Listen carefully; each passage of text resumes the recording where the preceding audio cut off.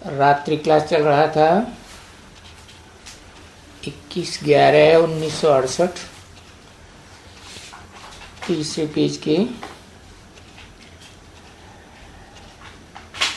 एकदम मध्य आदमी में बात चल रही थी। बेहद के बच्चा बुद्धि की, बच्चों की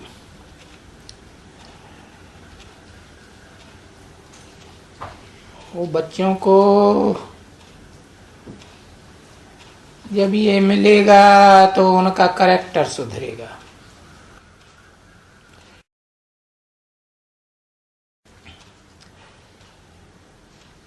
तो शिव बाबा की याद में रहते रहते हो सकता है वो छोटे बच्चे बेसिक नॉलेज वाले भी यहाँ आते हैं, बहुत अच्छे रहते हैं और फिर बड़ी सर्विस करते हैं।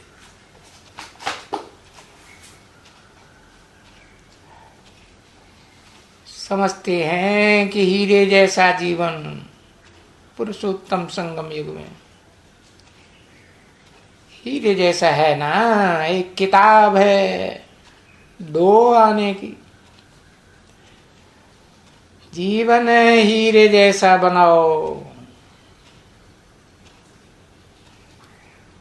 2 आने में 3 आने में जीवन हीरे जैसा बनाओ।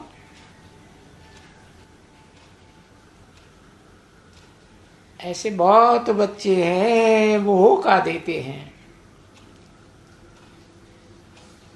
जब ये प्रदर्शनी होती है या प्रोजेक्टर शो आदि होते हैं, अब जिनके भाग्य में है या किनके भाग्य में नहीं है तो उनको कुछ पहुंचता ही नहीं है। बस वो ही दुनियावी धंधा धोरी, बैठ के खाना, भोजन पाना।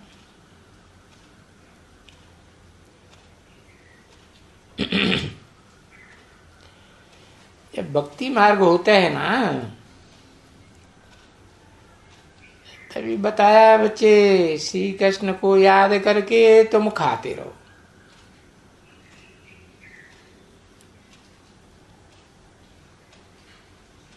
जो ऐसे रहते हैं ना कृष्ण को बहुत याद करते हैं और बहुत प्रेम से याद करते हैं। उसको कोई फिर कहा जाता है नवदा भक्ति, अटल अटल भक्ति। और उस भक्ति की भी शूटिंग यहाँ संगम युग में वो करते हैं।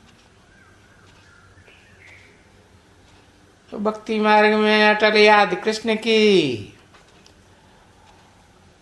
और यहाँ शूटिंग पीरियड में अटल याद ब्रह्मा की। आत्मा तो एक ही है ना। तो दोनों को भक्ति ही कहेंगे, भक्ति ही ठहरी।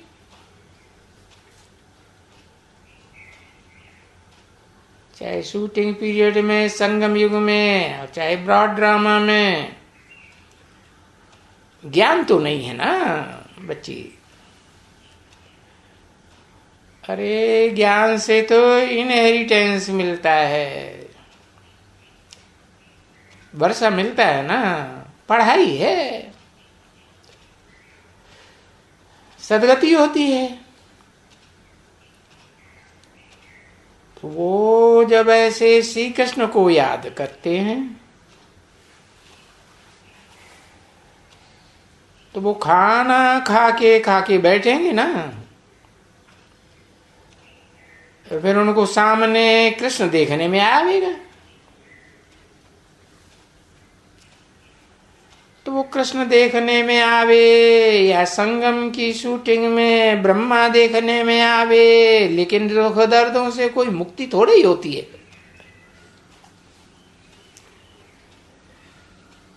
उनसे मुक्ति होती है, किन से? उससे नहीं बताया। उनसे माने उनकी याद करने से मुक्ति होती है, ये तो एक हुआ। उनसे माना दो है कम से कम है। अरे भाई शूटिंग पीरियड में ब्रह्मा, ब्रॉड ड्रामा में कहेंगे कृष्ण को याद करते हैं। तो दोनों को याद करने से कोई खुशी नहीं होती, अल्पकाल की खुशी, क्षणभंगुर खुशी। जैसे कि बैकुंठ का साक्षात्कार होता है, साक्षात्कार हुआ और खलास। शूटिंग पीरियड में साक्षात्कार तुम बच्चों को हुए ना, तो वो समझते हैं कि हम अब शरीर छोड़ेंगे तो बैकुंठ में जाएंगे, परंतु बैकुंठ तो वहां कोई होता नहीं है। न संगम युग में, पुरुषोत्तम संगम युग में, सूक्ष्म वतन में, शूटिंग पीरियड में बैकुंठ होता है।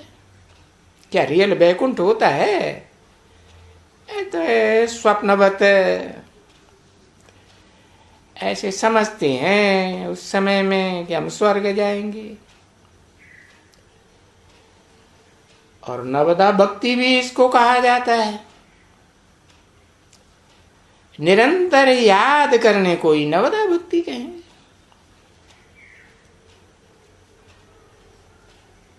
अब यहाँ ज्ञान मार्ग में तो ये है निरंतर याद करने का फिर ज्ञान। पूरी पहचान होती है तो फिर सहज याद हो जाती है और फिर निरंतर हो जाती है।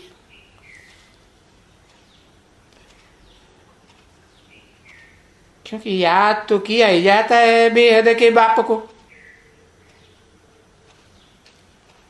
और जानते हैं कि बेहद के बाप दो हैं, एक पतित एक पावन।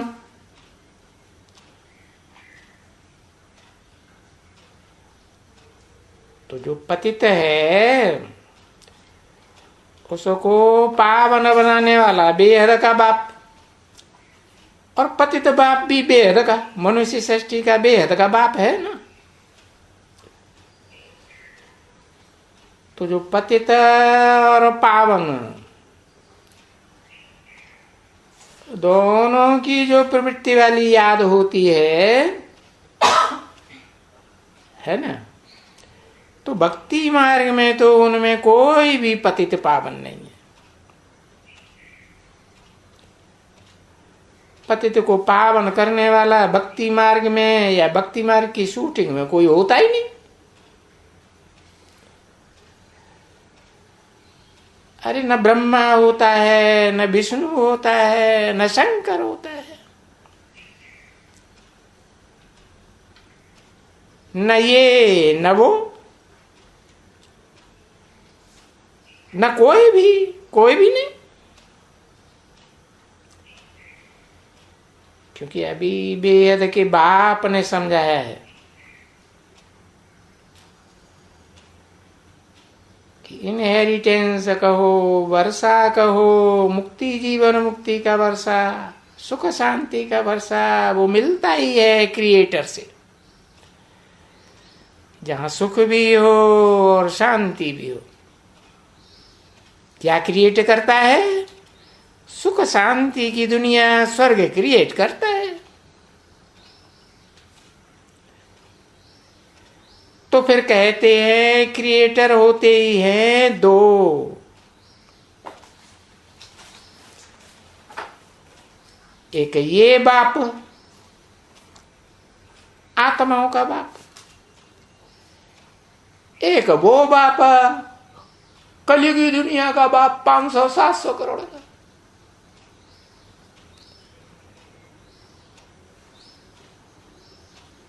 बच्चे बनते हो बाप के,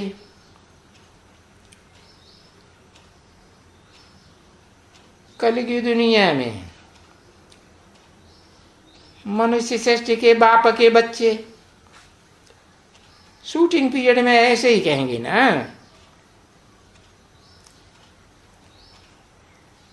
अब पारलौकिक बाप और अलौकिक बाबा कहेंगे शिव बाबा।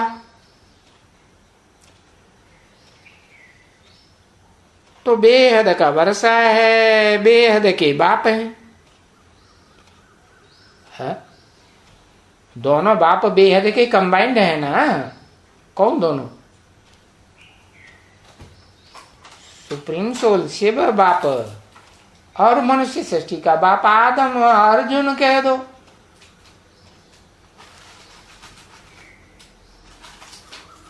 तो भक्ति मार्ग में होता है हद का वर्षा, हद के बाप से। अब वो चाहे जन्म जन्मांतर के बाप हों और चाहे वो धर्म पिताएं हों, ढेर के ढेर फॉलोअर्स के बाप,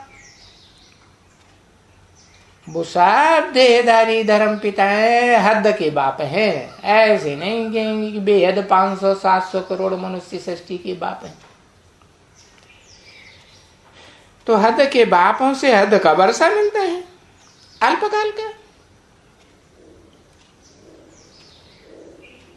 और तीसरे का फिर है हद का और बेहद का।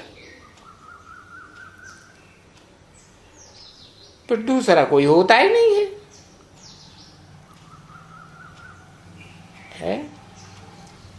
एक पारलौकिक बाप, एक अलौकिक बाप, एक इस लोक का बाप, इस दुनिया में।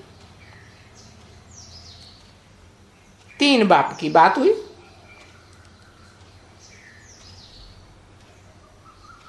अब कहेंगे कि ये है थ्रू।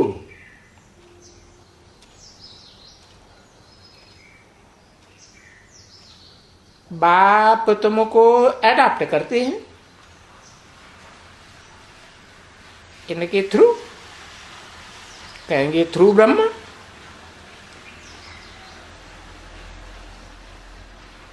और दुनिया में भी तो एडाप्शन होता है। तो बाप माँ की गोद में देता है ना बच्चे को, तो इसमें मुझना नहीं होता है कुछ भी। ये ड्रामा का बंधन है ना। अभी तो माँ बाप का बंधन है, वो भी बेहद के माँ बाप का बंधन है। कहेंगे बेहद का जगत पिता, बेहद की जगदम्बा।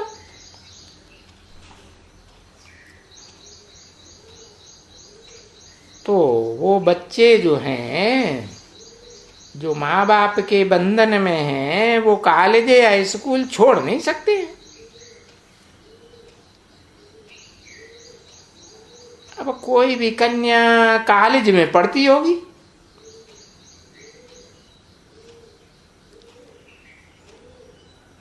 तो माइट छोड़ने छुड़ाने का नहीं देंगे।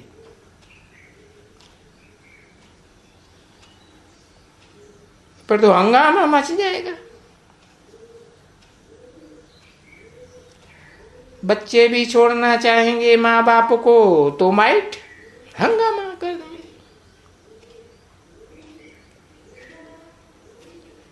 बच्चे और बच्चियां सगी रहे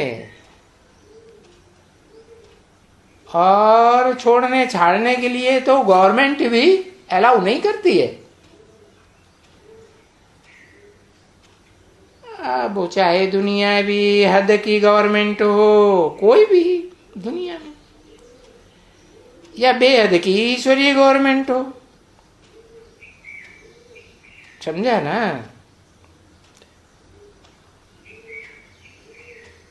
बेहद का बाप भी बच्चों को अडॉप्ट करते हैं, तो क्या छोड़ देते हैं? छोड़ते हैं कि बच्चे अपने आप ही भाग जाते हैं? समझा। बाकी ये है कि गवर्नमेंट कोई इंटरफियर नहीं कर सकती है इस नॉलेज में।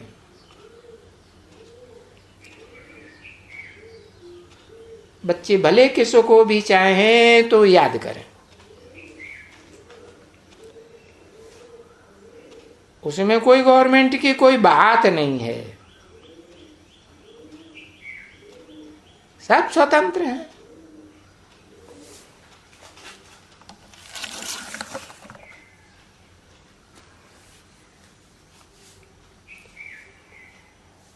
ऐसे शिव के भी भगत बहुत हैं ना बच्चे, परंतु उन बच्चों को शिव के आकुपेशन का पता नहीं है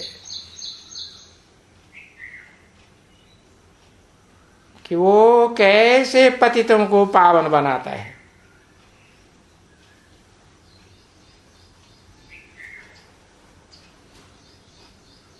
इस पतित दुनिया में कैसे पतित बने देवात्माएं, वो सोचना चाहिए ना। भांति भांति के देहधारी धर्म पिताएं आए, उनकी दैहिक संग की रंग में आने से पतित बने, और अनेकों की भी विचारी याद, अनेकों का संग बेविचारी संग।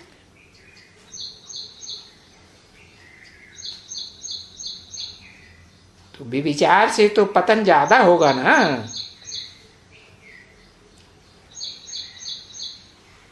तो वो तो बाबा है,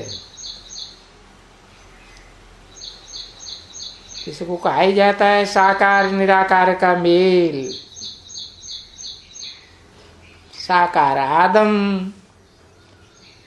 और निराकार शिव, उनकी आत्मा बिंदु का ही नाम शिव है, उनको शरीर है ही नहीं।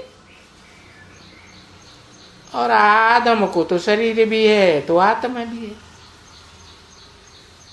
तो साकारी ही कहेंगे ना आदम को। तो उन दोनों बेहद के बाप से वर्षा मिलते हैं, दोनों का कॉम्बिनेशन होता है।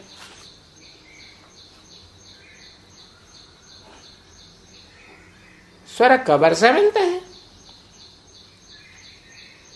तो वो बात किसको भी मालूम नहीं है, और वो अभी मालूम पड़ता है। भक्ति मार्ग में तो किसी को मालूम ही नहीं पड़ता, अभी मालूम पड़ता है जबकि तुमको सच्चा सच्चा वर्षा मिलता है। सच्चा सच्चा वर्षा है ही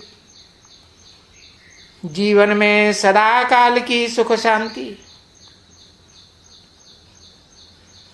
और वो बेहद का बाप ही आकर के कहते हैं कि मुझे याद करो।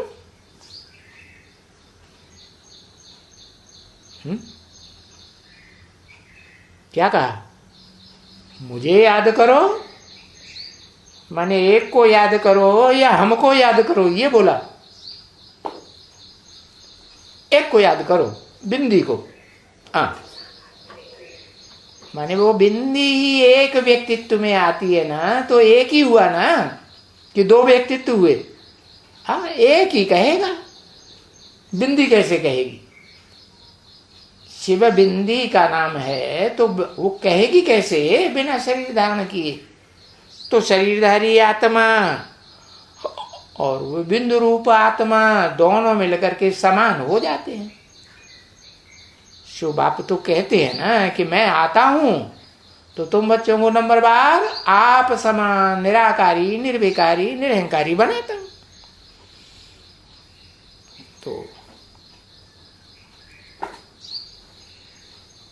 तो वो शिव ज्योति बिंदु अकेले नहीं कहते हैं। शरीर बिगर ये शिव कुछ भी कह नहीं सकते।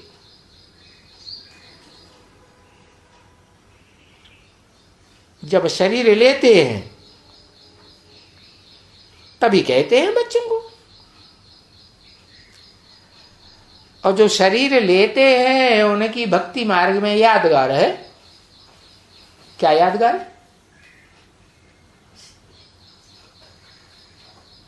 है? उनका कुछ नाम है, जो शरीर लेते हैं उनकी यादगार है। एक अक्षर लिखो, रुद्र। हरे चतुरानन पंचानन, जिनका खास शरीर का आधार लेते हैं। चतुरानन भी ब्रह्मा, पंचानन भी ब्रह्मा कहा जाता है। अरे सृष्टि रचने के लिए चाहे भक्ति मार्ग हो, चाहे ज्ञान मार्ग हो, ब्रह्मा कहो या माँ कहो, बाप माँ का आधार लेते हैं ना। तो जब शरीर लेते हैं तभी कहते हैं बच्चों को। जब कि समय आता है तुम्हारा बाप से वर्षा पाने का, और बाप को प्यार से, बहुत प्यार से याद करना होता है। जितना जास्ती प्यार से याद करते हैं उतना वर्षा भी मिलता है। तो ये बाप को प्यार करना होता है।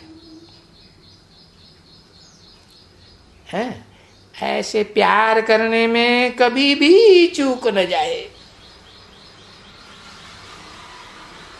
बाबा आपके सिवाय कोई भी याद ना आए। और बाप भी कहते हैं माम एकम याद करो। एक शिव बाबा, दूसरा न कोई। तो वो कोई भी दूसरा याद ना आवे। एक को याद करने का पुरुषार्थ करना होता है ना बच्चे।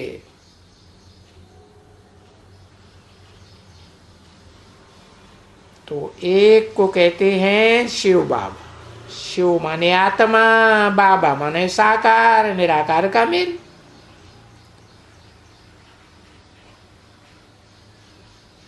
नहीं तो शिव तो सिर्फ आत्माओं का बाप है ना। शिव ज्योति बिंदु को जिसे